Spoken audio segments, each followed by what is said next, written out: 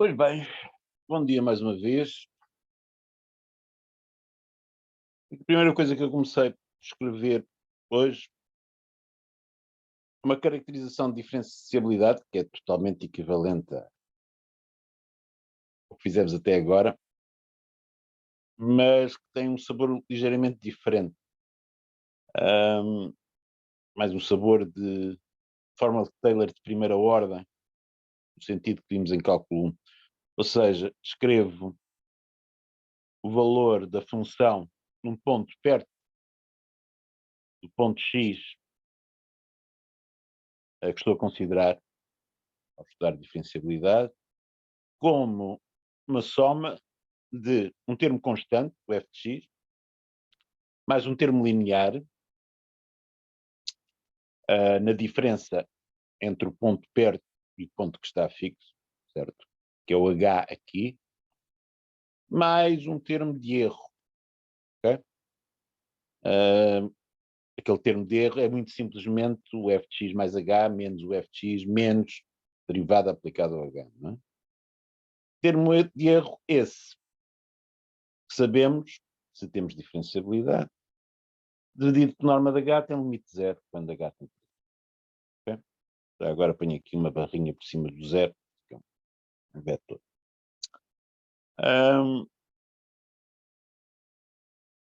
Corrigir outra coisa. Não. Isto vai nos ser útil hoje para lidar com o teorema de derivação da função composta, para percebermos porque é que o teorema de derivação da função composta funciona. O teorema de derivação da função composta vimos o enunciado na aula passada, a propósito de decidir se certas funções eram diferenciáveis ou não, mas não vimos nada sobre porque é que ele funciona e depois como fazer cálculos utilizando. Okay? É isso que vamos fazer hoje. E esta maneira de escrever o valor de uma função perto de um ponto como uma soma de uma constante mais o termo linear mais um termo de erro vai-me dar jeito para perceber porque é que o teorema da derivação da função composta funciona. Okay? É simplesmente por isso que introduzi isto neste momento. Vamos lá ver de novo o enunciado do teorema. E vamos ver porque vamos ver mais esmiuçá-lo um pouco mais do que na aula passada. Portanto,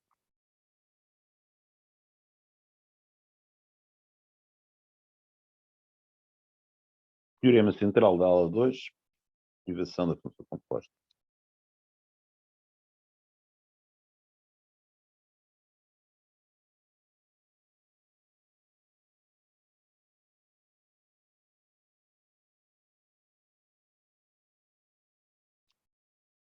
Diz o seguinte, portanto, o enunciado do teorema de derivação da função composta é fácil. Okay? Diz que funciona aquilo que nós esperaríamos ser natural quando considera a composição de duas funções diferenciáveis. Não há nenhuma surpresa de ordem técnica no meio do enunciado. Okay? Portanto, se eu tiver uma função f, um certo domínio Rn, valores em Rm, outra função com certo domínio B,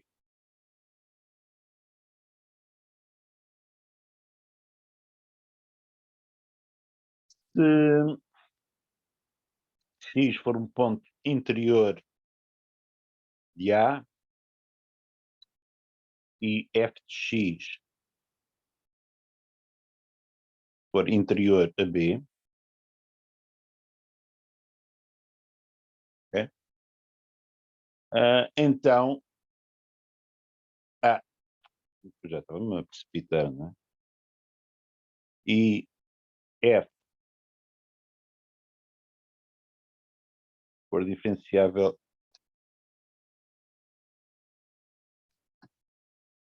em x e g diferenciável em f de x,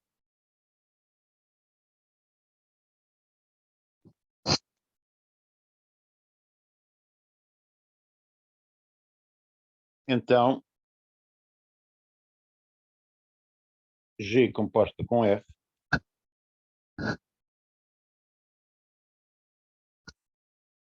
é diferenciável em X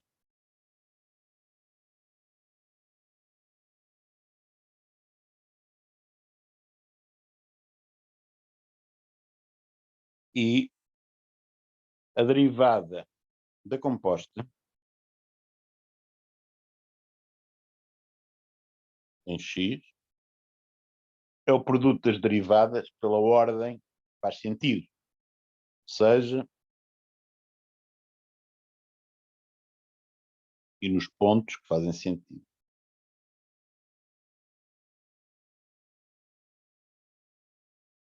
Ok? Portanto, o enunciado do teorema é só isto. Claro está que depois, quando formos fazer contas, escreveremos a igualdade correspondente em termos de matrizes jacobianas para fazer conta. Okay? E depois, inclusivamente, deduziremos expressões assim exibindo coordenadas que rapidamente perceberemos como utilizar diretamente sem estar a repensar em aplicações lineares ou matrizes jacobianas quando precisarmos de calcular uma derivada parcial. Ok? Mas isso será para depois já da aula computacional. Porque é que isto funciona? A demonstração do teorema de derivação da função composta é muito simpática porque é fazer aquilo que é natural pensar em fazer. Okay?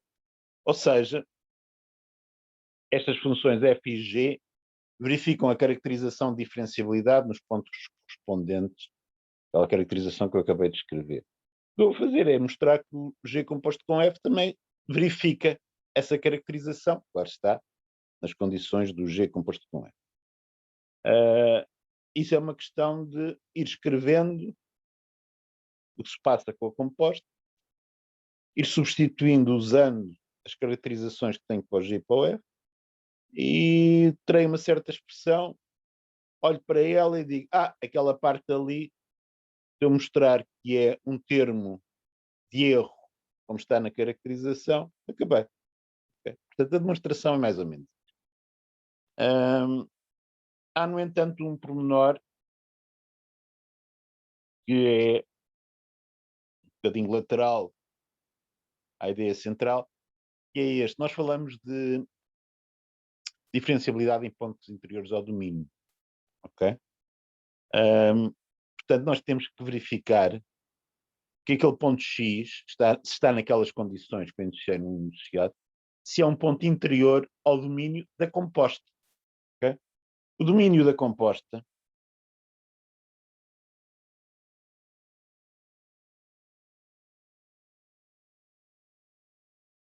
é o conjunto formado pelos X em A,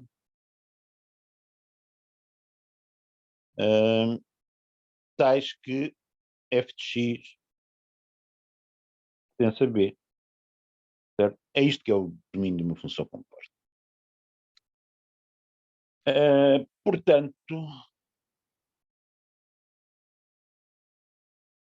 eu agora tenho que tentar justificar que, dando um ponto interior em A, tal que o f de x é interior a B, então o ponto é interior a este conjunto.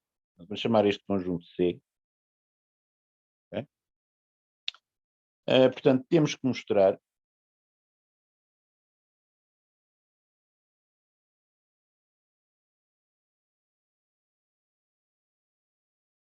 que x, nas condições do enunciado, pertence interior de C.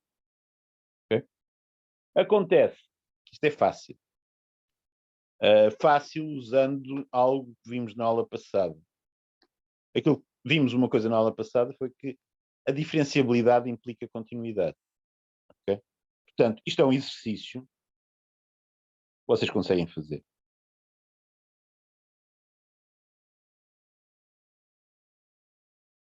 usando diferenciabilidade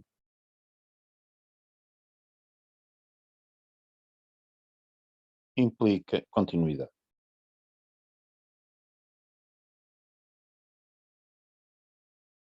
E depois usando a definição de continuidade para arranjar uma bola com um raio tal que está contido no conjunto C. Ok? Simplesmente vou dar isto como um exercício para você. Vejam como fazê-lo. Portanto, isto é um ponto prévio da demonstração.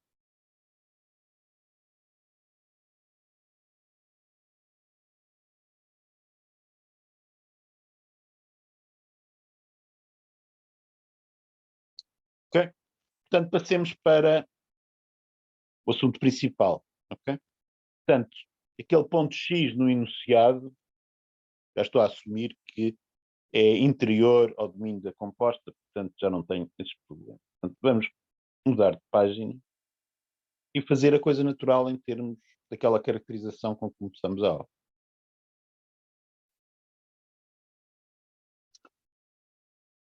Portanto,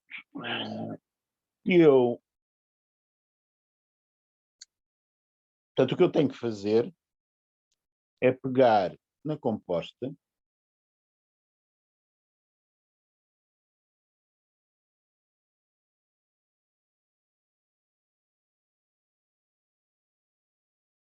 mal,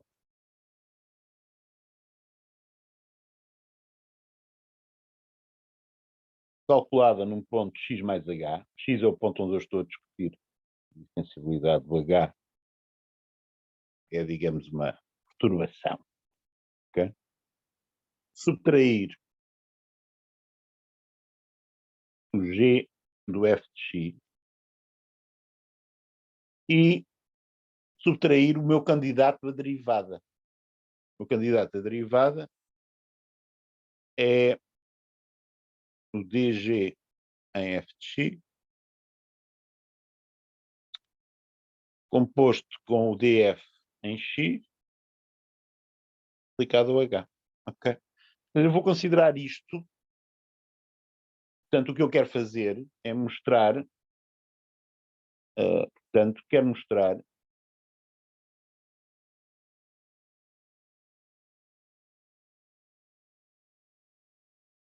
que esta expressão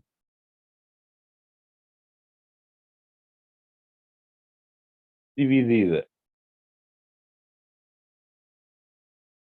por norma de h tende a zero.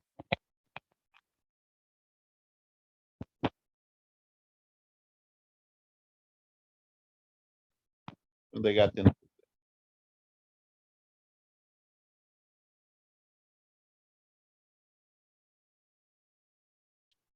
Até lá chegar. Okay?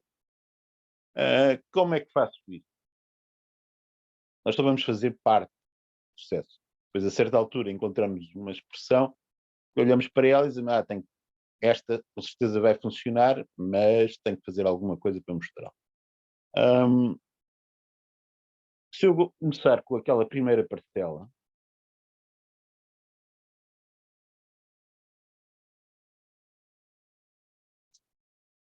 se eu usar, portanto, estou só a olhar para a primeira parcela, se eu usar a diferenciabilidade de f em x, pode escrever como g de f de x mais df em x mais um termo de erro. Tem aquela propriedade que nós sabemos.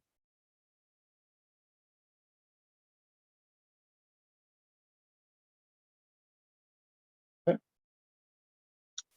Portanto, nesta igualdade, eu usei a diferenciabilidade de f em x. Mas agora, a seguir, olhando para aqui, eu posso usar também a diferenciabilidade do g em f de x. Okay? Portanto, posso continuar e dizendo, sim, o que aqui está, como é o valor de G, convém sublinhar aqui uma coisa.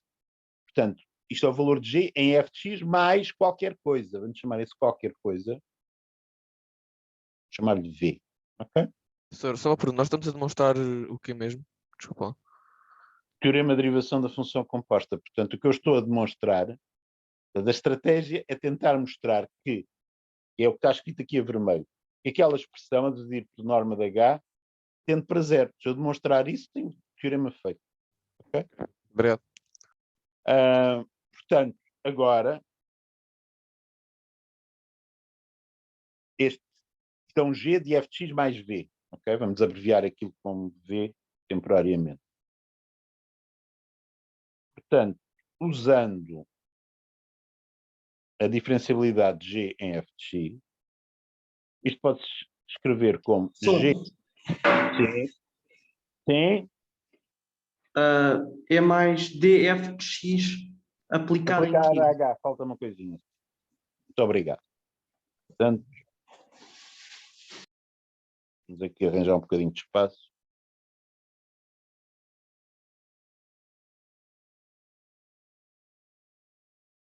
Okay?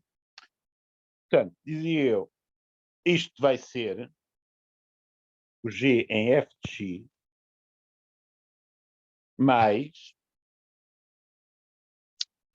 o dg em f de x aplicado ao V, ok? Mais o termo de erro do G, mas agora relativamente ao V, desculpem, ao f de x, portanto o ponto onde eu estou a fazer as contas é o f de x, e ao V, que é o incremento que eu estou a considerar para o G. Certo? Ora bem, então, se eu agora coligir os termos que arranjei, o que é que eu tenho, comparando com a expressão que é, reparem que este termo, primeira parcela G de f de x, está lá em cima a subtrair. Okay? Depois a seguir tenho aquele termo linear, talvez eu consiga fazê-lo aparecer se escrever mais explicitamente o V. Ok, vamos ainda fazer isso.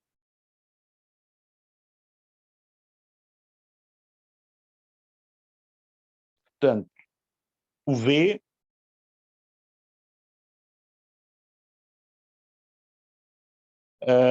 tem duas parcelas. Uma, que é o dfxh. Esta bate certo com o que tenho na primeira linha desta página, certo? É a última parcela. Mais uma outra, que é dg de f de x aplicado ao termo de erro do f. Ok? Eu usei a linearidade da aplicação linear.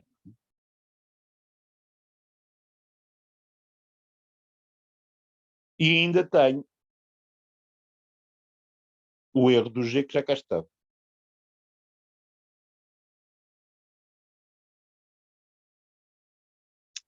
Ou seja, ligeiramente usando a diferenciabilidade do G e do F, eu consegui algo que tem um aspecto certo. Porque consegui escrever o G de f de x mais h como o valor no ponto do G composto com F, G de f de x, mais um termo linear, mais duas parcelas. Okay? Agora, aquilo que me falta fazer é simplesmente mostrar que essas duas parcelas, a dividir por norma de H, tendem para zero. Se eu fizer isso, acabei. Ok? Portanto,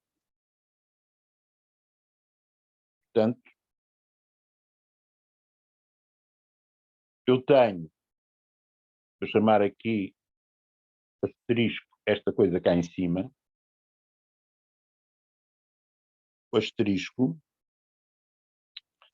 Aqui é que é igual. Portanto, olhando para as coisas que são comuns, eu fico só com as duas últimas parcelas daquela expressão azul. O DG de f de x aplicado ao erro do f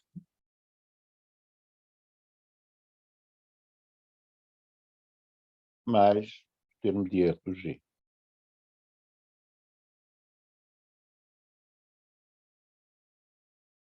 Portanto, o que há a fazer,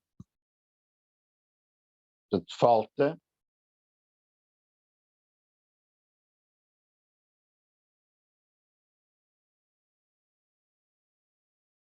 mostrar que o limite quando h tende para zero, enfim, do asterisco, não é? A dividir por norma de h, é de facto zero. Ora bem,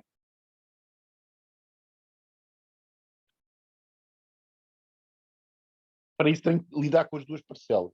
E fazê-lo é diferente consoante a parcela que eu estiver a considerar. Essa vai ser a parte em que eu não vou fazer todos os detalhes. Na primeira parcela é relativamente simples, porque se eu considerar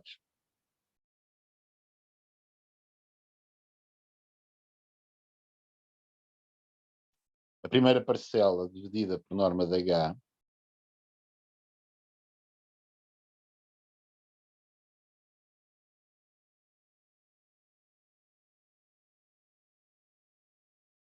e com isto, certo?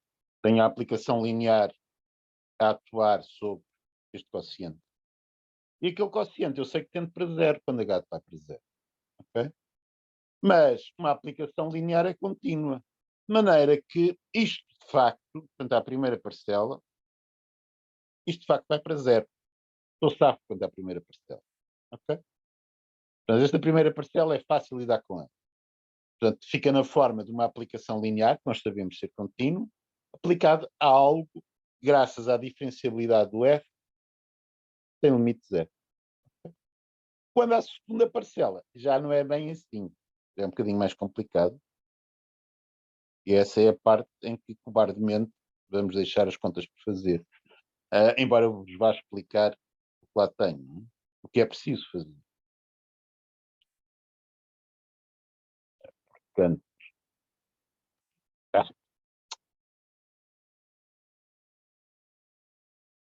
ou seja, para mantermos a notação, quando se muda de página aqui, é um problema, não é?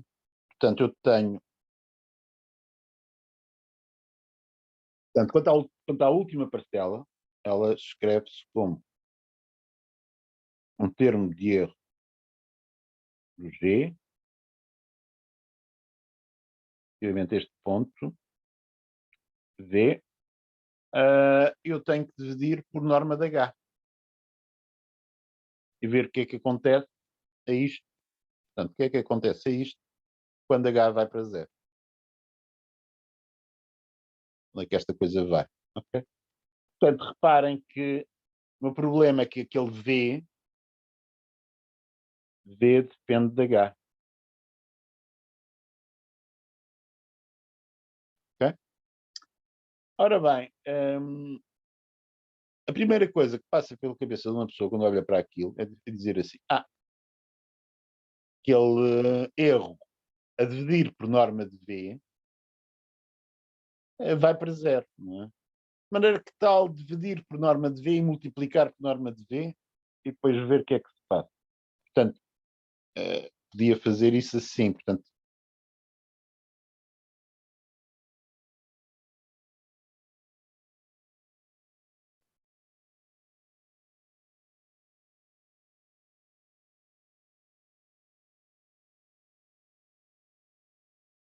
analisar o limite é a mesma coisa que analisar o limite disto.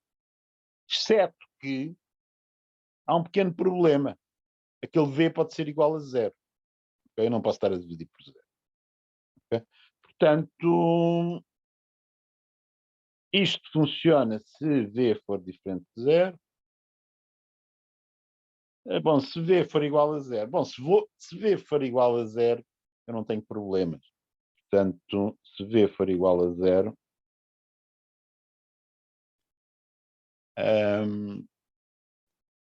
eu considero zero. De facto, tenho zero.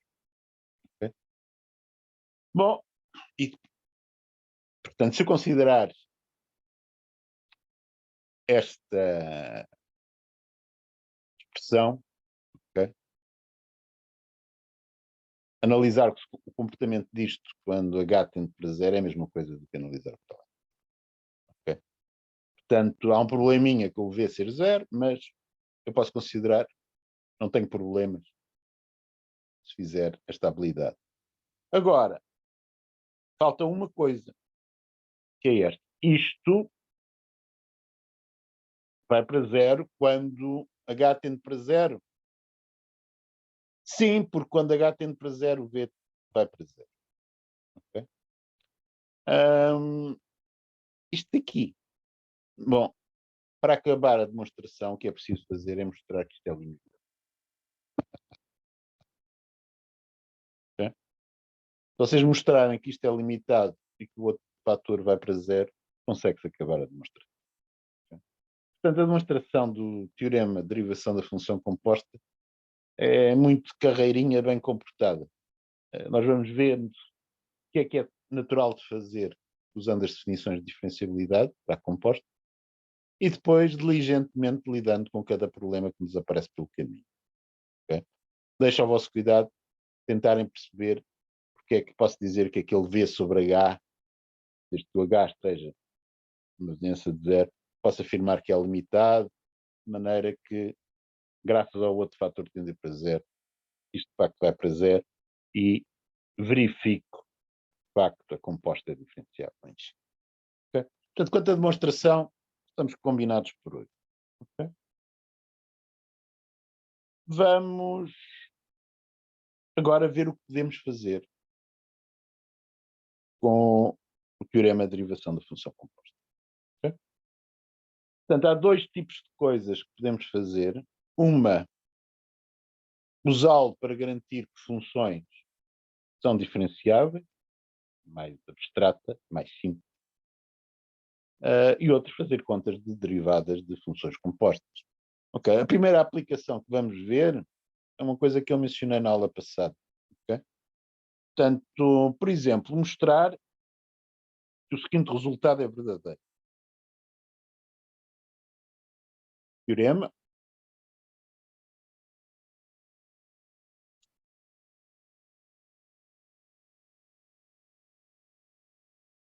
Sejam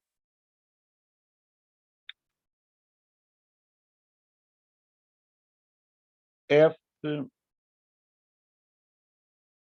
definida certo conjunto em Rn com valores em R, estou-se por uma função real, okay?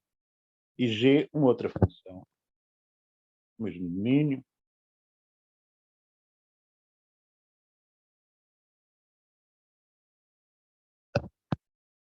diferenciáveis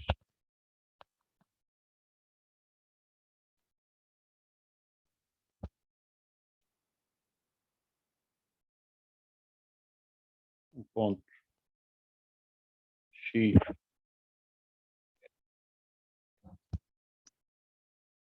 Então, o produto das duas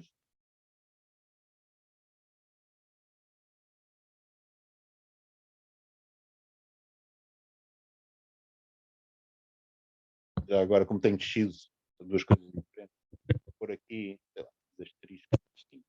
Então, H de X igual a F de X vezes G de X é diferenciável.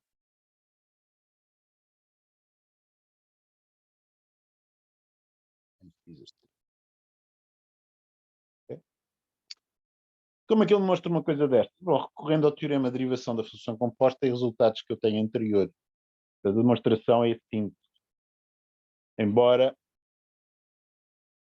algo engenhosa. Okay? Esta não é de carregar como a boca, como o teorema de derivação da função composta, no entanto, é bastante mais simples. Comecem por pensar da seguinte forma. A função que a x no conjunto A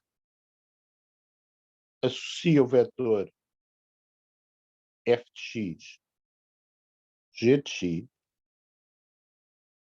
ok? É diferenciável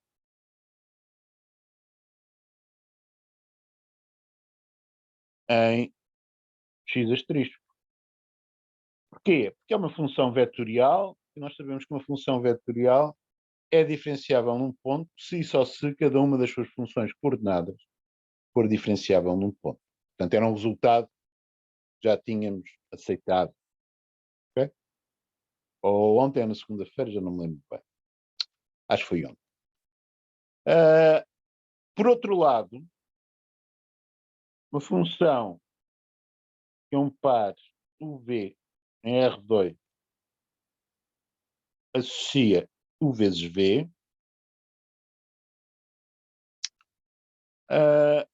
é diferenciável. Porquê? Bom, porque no outro dia, fila como exemplo, mostrei que o produto x vezes y era diferenciável em R2. Bom, agora é U vezes V, mas coisa.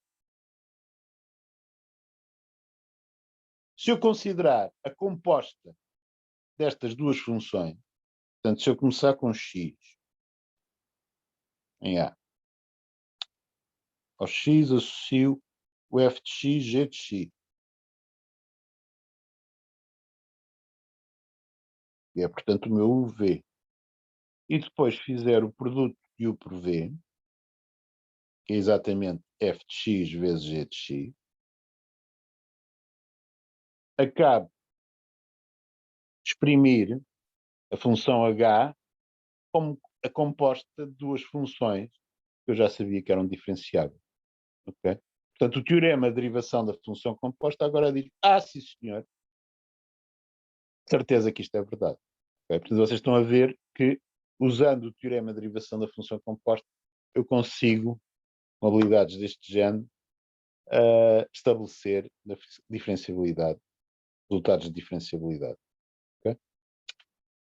Além disso, vocês têm um manancial de informação sobre diferenciabilidade de funções reais de variável real, de maneira que, quando fazem a composição de... Vamos ver um exemplo.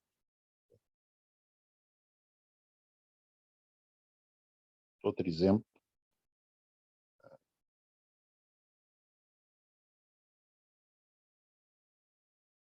Vários exemplos. Portanto, se vocês tiverem uma função h, x e y dada por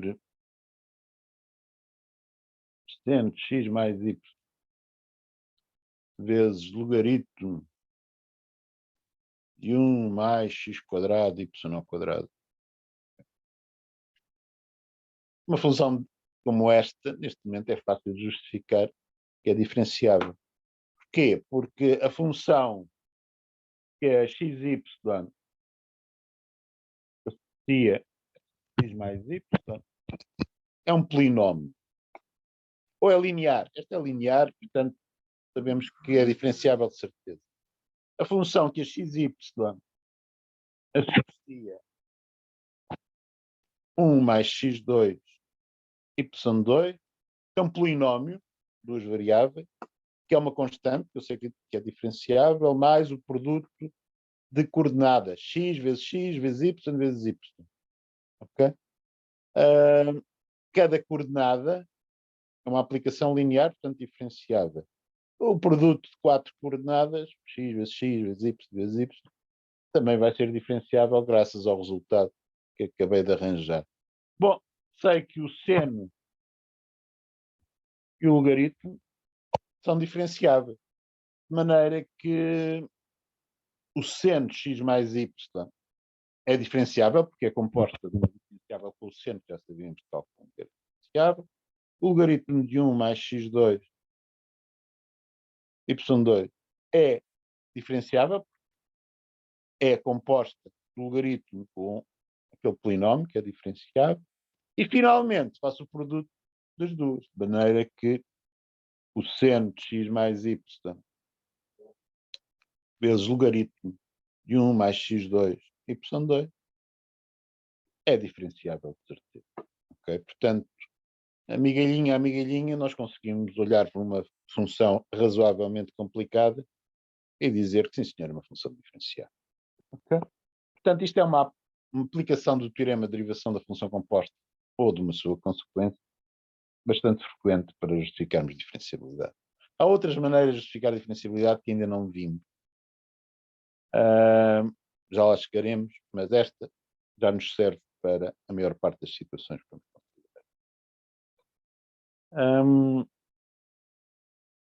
Já agora, um outro exemplo. Se vocês considerarem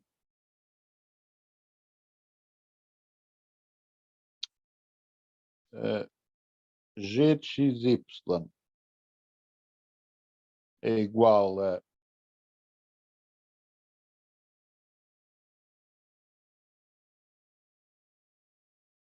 seno de xy a dividir por raiz de 1 mais x2y à quarta. Ok? Será que esta função é diferenciável? Bom, o que é natural pensar aqui? O seno de xy, com argumentos similares ao que acabámos de ver, é diferenciável. Aquela raiz quadrada de 1 mais x2y à quarta é também diferenciável, porque, como eu tenho a soma, o 1, que é positivo, com algo que é certeza maior ou igual a zero, estou no domínio em que a raiz quadrada é diferenciável. Okay? Portanto, não tenho problemas do argumento da raiz quadrada poder ser zero. Portanto, tenho uma composta da raiz quadrada com um polinómio, de maneira que fica também diferenciável. Bom, mas depois tenho um quociente, duas funções diferenciáveis. Ainda não vimos numa situação de quociente de duas funções diferenciáveis. No entanto, reparem que vocês podiam pensar da seguinte maneira, graças ao teorema de derivação da função composta. Comecemos com xy. Calculemos 1 sobre raiz de 1. Depois estou a fazer rápido demais. Raiz de 1 mais x2 y à quarta, que esta seja a que é diferenciável. Okay? Chamemos isto U. Bom, a seguir considero 1 sobre U. Okay? Portanto, 1 sobre U é uma função diferenciável, complementada à origem. Não é? De maneira que, desta maneira, 1 sobre raiz de 1 mais x2y à quarta é diferenciável, mais uma vez, usando o teorema de derivação da função composta. Ou seja, assim, vocês justificam que 1 sobre uma função, sempre diferente de zero e diferenciável, é diferenciável. Como também temos que o produto de diferenciáveis é diferenciável, o quociente de funções diferenciáveis é diferenciável. Ok? Etc. Okay? Vamos agora ver o outro tipo de aplicações do teorema de derivação da função composta. Suponham vocês que têm uma função f definida em R2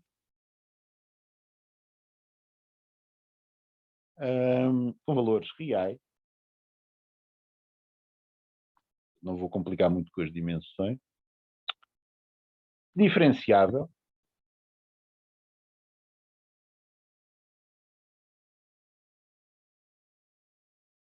Mas que é, enfim, as suas características exatas são desconhecidas.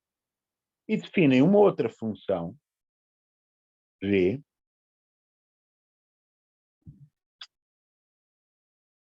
de R2 para R, da seguinte maneira: o g xy é igual a f xy x2 menos y2. Okay? E faço a seguinte pergunta.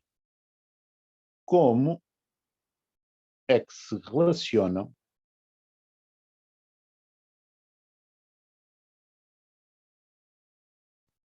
as derivadas parciais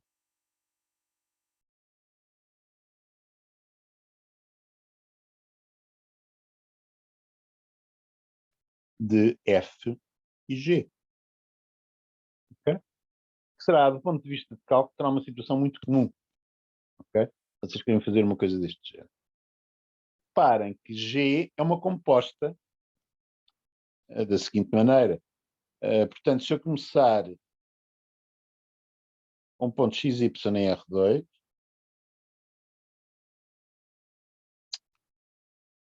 primeiro calculo o par xy, x2 menos y2. Ok? Ainda não dei nome a esta função. Para me orientar, vou chamar-lhe h. Okay? Depois, se eu chamar isto uv, o que eu faço a seguir é calcular o f de uv. Portanto, será o f de xy, x2 menos. Portanto, eu tenho que G é a composta de F com H. Okay? F, por hipótese, é diferenciável. Okay? H também é diferenciável. Porquê? Porque é uma função vetorial.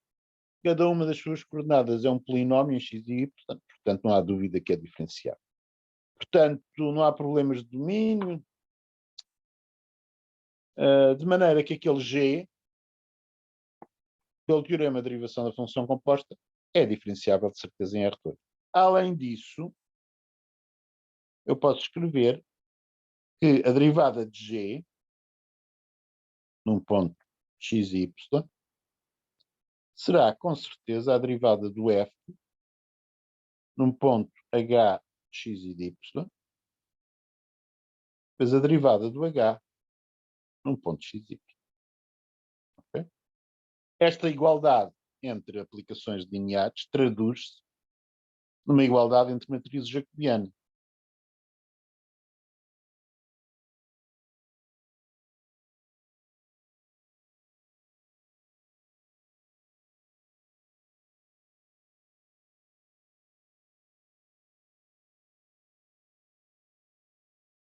Bom, e agora, diligentemente, vou escrever isto por miúdos, usando tudo aquilo que sei nesta situação.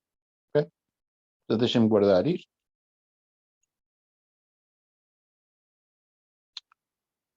Matriz jacobiana de G. Matriz jacobiana de Z. Portanto, o G vai de R2 para R. Usei as letras U e V. Não. Desculpem, X e Y. Para as variáveis independentes de G. Portanto, eu vou simplesmente dizer que a matriz jacobiana de G, aquilo que nós vimos sobre a estrutura das matrizes jacobianas, é simplesmente isto. Okay? É que aquelas derivadas parciais se calculam num ponto xy, mas eu não vou indicar isso aqui explicitamente. Okay?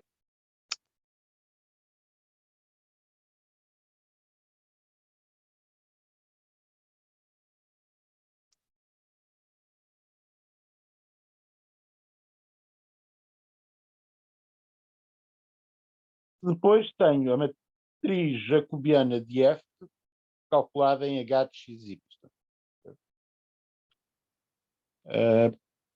Portanto, isto será a matriz jacobiana de F. Ora, F é de R2 para R. Portanto, será mais uma matriz com uma linha, duas colunas. Okay? Portanto, derivada parcial de f em ordem à sua primeira variável, só que eu chamei à sua primeira variável u e v, quando fiz aquela definição de composição, certo? E convém fazer isto aqui para não gerar complicações, usar aqui o u e v para as variáveis independentes do f. Okay?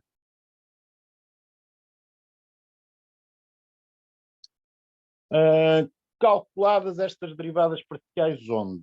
Okay? Preciso ter cuidado com isso. Portanto, em h de x e de y. H de x e de y é xy, x2. Já não me estou a lembrar da minha segunda coordenada. X ao quadrado menos y ao quadrado. Exatamente, obrigado.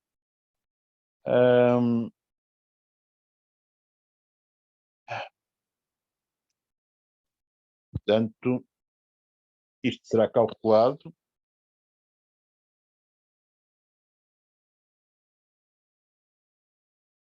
Y, x quadrado menos y ao quadrado.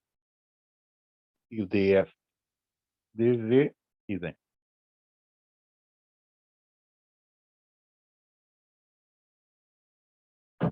Reparem que eu se eu pusesse df de x e df de y, tinha aqui uma grande atrapalhada, não é? Porque portanto, não convém ter convenções que não se prestem atrapalhadas notacionais, certo? Finalmente, tenho a matriz jacobiana do H. Ok? Ora bem, o H vai de R2 para R2. De maneira que vai ter uma matriz jacobiana com duas linhas e duas colunas. O que é que está na primeira linha? Portanto, é o gradiente da sua primeira coordenada. A primeira coordenada é xy, o seu gradiente, portanto, derivando, vou ter dh. Primeiro, chamando a primeira coordenada H1,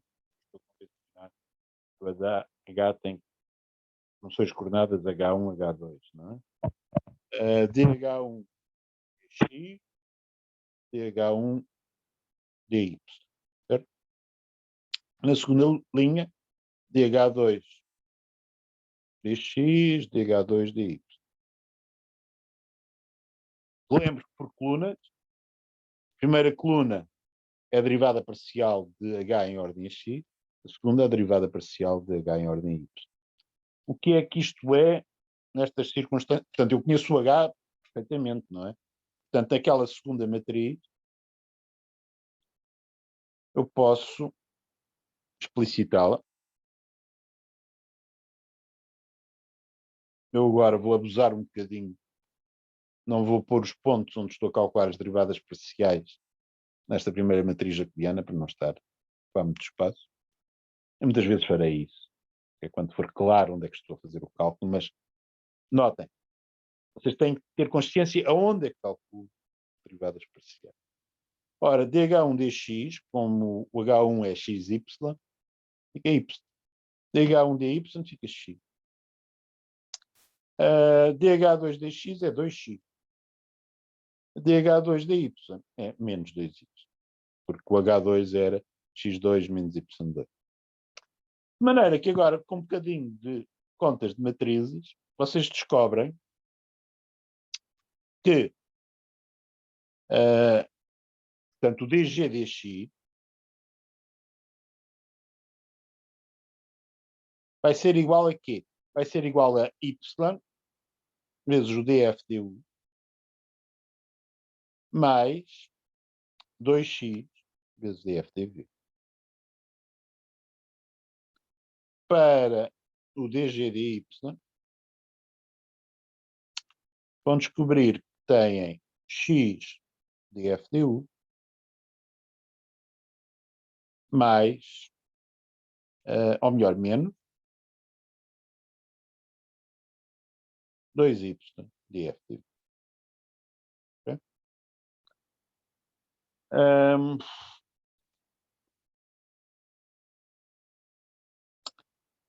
Se eu quiser calcular as derivadas parciais num ponto específico, okay? Os suponham que eu queria calcular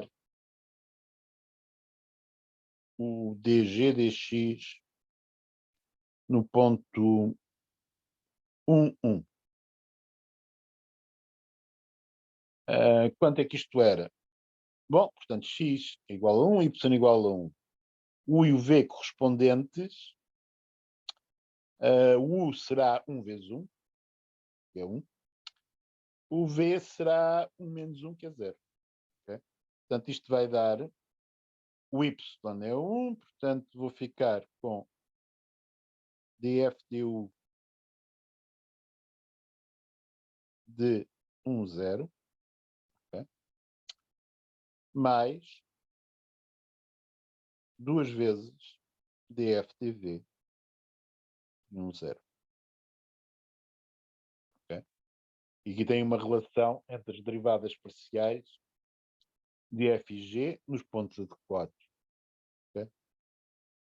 Portanto, um ponto genérico, as duas igualdades da esquerda, e fazendo as contas por um ponto específico à direita.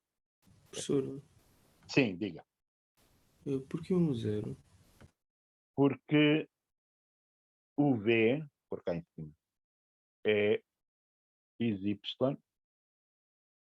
x2 menos y2. Se você puser aqui x igual a 1, y igual a 1, isto é 1 vezes 1, 1 menos 1. 0. Ok? Ok. Note, no teorema de derivação da função composta, o que você obtém é que a derivada da composta de g com f é a derivada de g calculada em f de x, composta com a derivada de f em x. Portanto, as derivadas são calculadas em pontos distintos. É isso que eu estou aqui a ver. Que pontos distintos são esses? Um é o xy, o outro é o xy, x2 menos y2, que eu também abreviei como UV. Okay? Portanto, nada de baralhar os pontos onde isto tem que se calcular. Temos que ter cuidado com isso. Okay? Senão temos resultados errados. Bom, as contas que eu acabo de fazer, embora possam parecer muito específicas, eu posso descobrir, enfim, fórmulas a fazer contas da mesma maneira, não é?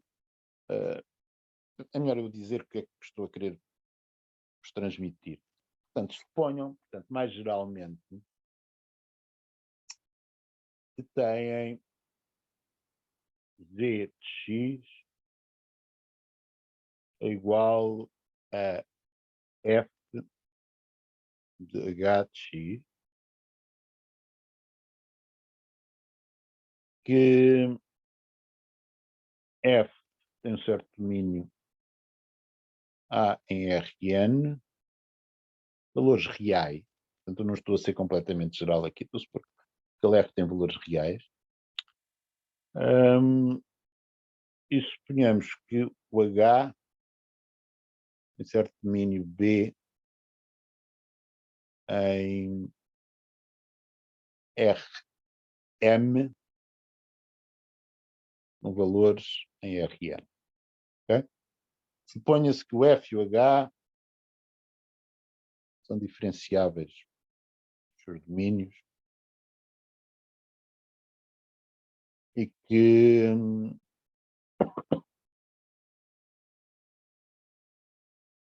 em H de x, respectivamente. Ok? Portanto, aquele G vai no certo domínio da composta, okay? Portanto, o conjunto dos x pertencentes a B Professor, Sim, diga. ouvi dizer que as funções f e h eram diferentes. Acho que o professor disse que as funções eram diferenciáveis nos seus domínios. Sim, nos seus domínios. Em particular, ok. Em h de x e x,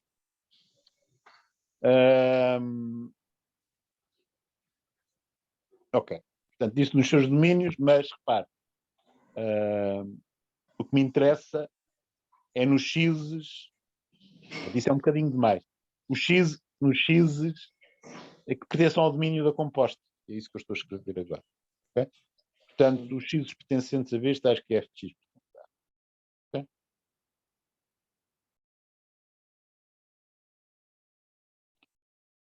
Portanto, em RM, são valores reais. Certo? O último espaço que eu tenho aqui é F. A matriz jacobiana de G será uma matriz de linha. Okay? É uma matriz de linha e o que lá está dentro é o gradiente de G. Nós sabemos que as linhas da matriz jacobiana. Depois, do outro lado da igualdade da derivada da composta, nós temos o gradiente, a matriz jacobiana de F, lá está dentro é o gradiente de F, okay? Calculado em h de x. E depois temos a matriz jacobiana do H. Okay? Que terá colunas, quero aqui salientar as colunas, dH dx1 até dH dxm. Certo? Ora, fazendo esta conta de matrizes que eu tenho aqui, como um produto de matrizes em que a primeira tem uma linha e a segunda tem aquelas colunas, com o que é que vocês vão ficar? Bom, vão ter o produto interno do gradiente de f em h de x pela derivada parcial de h em ordem x1. Ok? Para o primeiro elemento.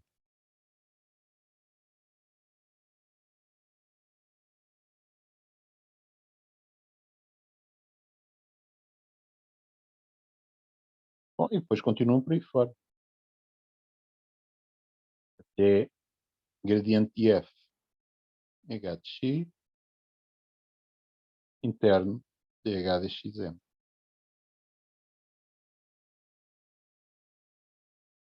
Ou seja,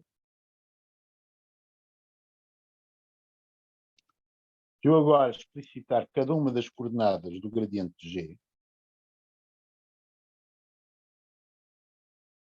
dg dx k, vai ser igual àquele produto interno, mas eu posso escrever explicitamente o produto interno como uma soma de produtos, okay, somatória em J, digamos, de df de xj, xj não, os j, chamemos assim, para não haver confusões,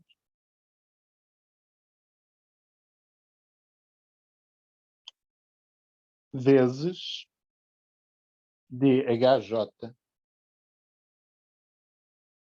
de xk. Okay? Em que este j vai de 1 até, vamos lá ver se eu não me baralho com as dimensões que pus para aqui, não é? Portanto, é o número Rn. Okay? Portanto, obtive uma formulazinha.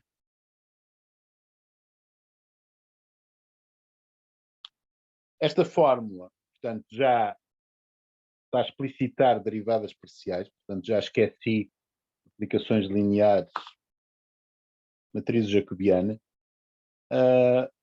Portanto, eu posso usá-la esta diretamente se eu perceber muito bem o que é que estou a fazer. Esta forma é conhecida como regra da cadeia.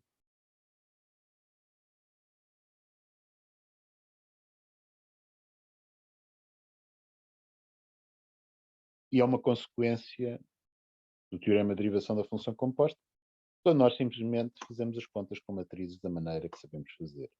Okay? Portanto, muitas vezes iremos usar a regra da cadeia para fazer cálculo.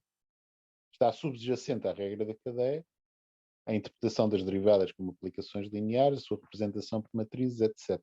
Okay? Mas a partir do momento em que sabemos que vamos ter relações destas, podemos utilizá-las diretamente.